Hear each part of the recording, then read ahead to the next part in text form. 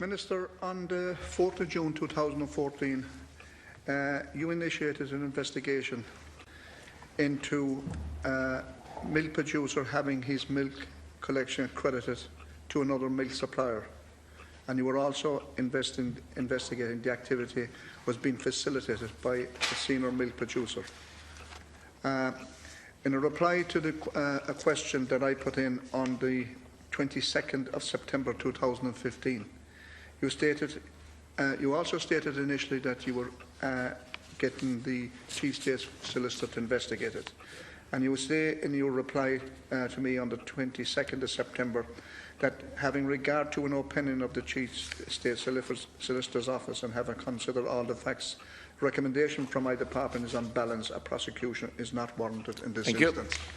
Can you explain to me what the opinion was from the State Solicitor and why no prosecution is taking place in this case? Minister number 2.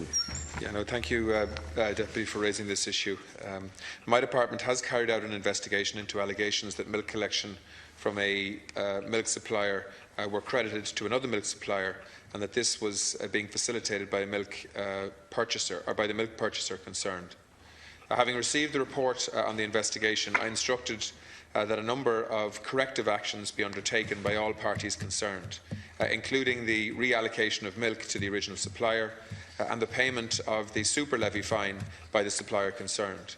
All such corrective actions were completed within the relevant milk quota year, and the end-of-year annual declaration for the milk producers concerned reflected the adjusted and corrected position.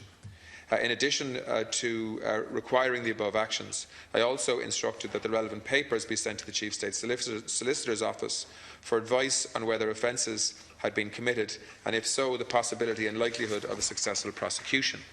The Chief State Solicitor's Office subsequently appointed a prosecuting counsel to examine the facts of the case, and this counsel's report was forwarded to my department. My department subsequently met with the senior counsel to discuss the report.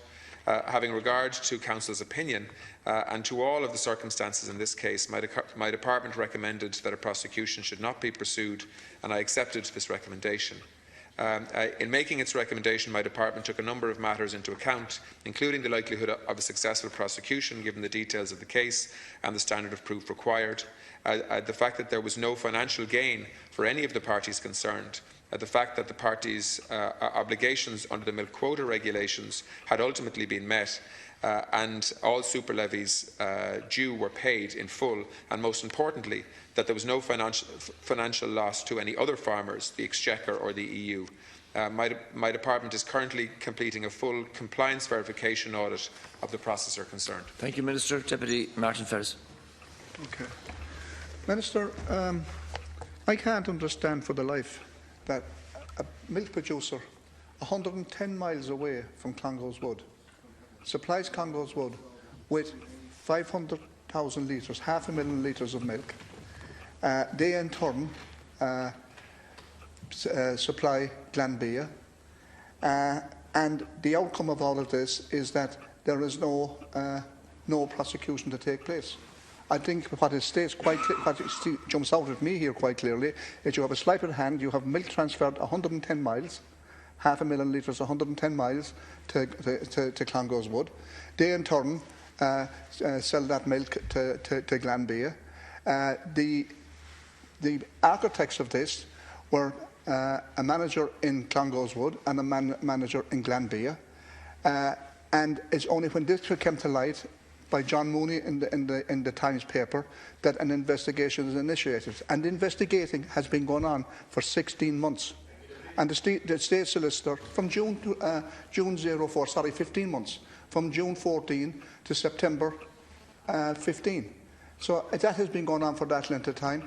It jumps out that here you had an attempt to commit fraud successfully until it was brought out in light, and then an investigation take place. And we do not know, you have not clarified whether the State Solicitor has said a prosecution should have taken place. Thank you, Deputy.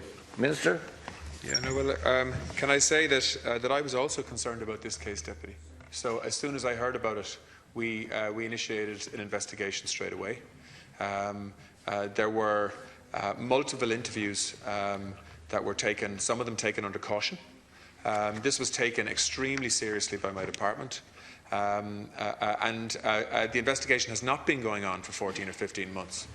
We had a very intensive investigation initially as soon as we heard about this case and needed to get to the bottom of it. I think we did get to the bottom of what was happening, and when we actually completed our investigation, if you like, we sent the file then to the Chief State Solicitor's Office. I instructed that it would go to the CSSO because I wanted an outside opinion, outside of the Department of Agriculture, because I felt that it merited that. We then got the CSSO asked a senior counsel to look at it. They came back with a report to us. We had a meeting on the back of that in the department, and I have to go on the basis of the legal advice and recommendations that I get. But having said that, we didn't leave it at that. There have been actions taken on the back of this. Super levies have been paid.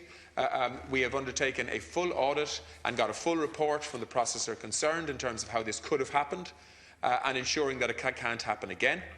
So a lot has actually taken place in a very firm way. This should not have happened. I was very unhappy that it did happen.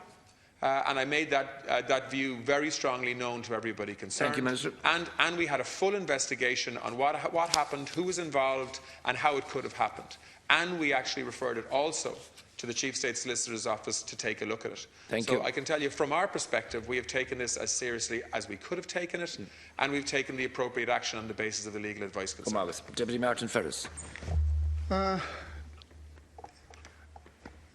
producer, I am told and informed, the initial producer, is on the board at Glanbia. Was, and I assume still is, on the board at Glanbia. The payments, the levies paid back and so forth, were retrospective, only when they were cut out. That's when they were paid back. Here you have a classic case of a fraudulent attempt to get away with over €300,000 worth of milk. €300,000, half a million litres. And it is over a year, Minister, because when I brought this up here with you before, and in fairness, I've been corresponding with you through PQs and so forth, and as I think it's June of this year, you still had nothing back from the State Solicitor, and it's only another PQ on the 22nd of September, I got a reply that you had a reply back from the State Solicitor, which tells me this, stating, having regard to his opinion. Thank you. Now, what was his opinion?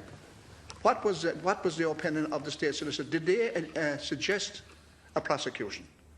Because you have a situation here where somebody on the board of a major processing company in this country is a party to a fraud involving €300,000. Thank you. And it's very damaging for the whole industry that this is allowed to people are allowed to get away with this. Thank you. I have to call the Minister to final reply now. Yeah, well, first of all, people didn't get away with it, right? So that's the first thing.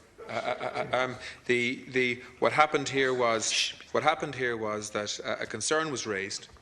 We investigated immediately. We interviewed, as I say, people under caution without notice. We actually took a very serious view of what we understood to be the situation. The investigation happened straight away. So the point I'm making about there hasn't been an investigation going on for 14 months here, the investigation took place straight away and actually was concluded within weeks. But we then handed over the file to the Chief State Solicitor's Office, who looked at it from a legal perspective, which is a different perspective, to actually come back to us to make a recommendation as to whether or not we were likely to secure a prosecution or not. And I had to make a decision on the basis of that. Having taken the actions that we could take to actually remedy the situation, to fully audit the processor concerned, and to get a full and detailed account from the processor concerned of how their systems could have allowed this to happen. Thank you, Minister. So we took all the actions we could. I've taken legal advice on the basis of the Chief State Solicitor's legal advice as to whether we were likely to succeed in taking a prosecution. and I've taken my decision on the back of that. Thank you. It's as straightforward as that. Deputy Tom Pringle has the next.